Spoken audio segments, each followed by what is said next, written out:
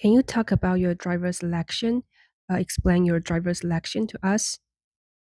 I can. For me, I wanted somebody that I felt had the same work ethic that I do, same approach to racing, and someone who's a perfectionist and is going to look at every single tiny detail.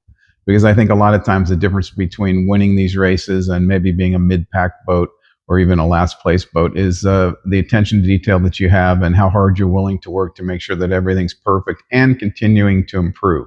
Mhm. So that requires a lot of testing. It requires a lot of investment, and it requires you to try things to see what works and what doesn't work. Especially with David and I, Mhm. because we're going to be doing this together on a big learning curve.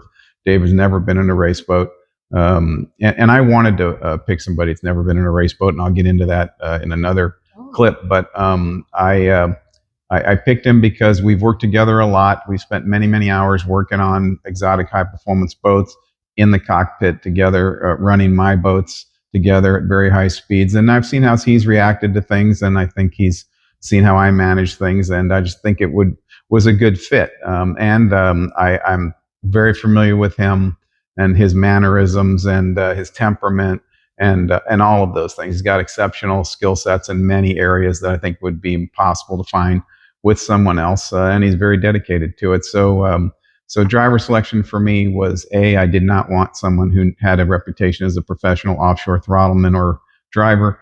I wanted someone who was fresh and that I could um, uh, engage and maybe instill some of the views that I had about it in him and maybe the way that he conducts himself.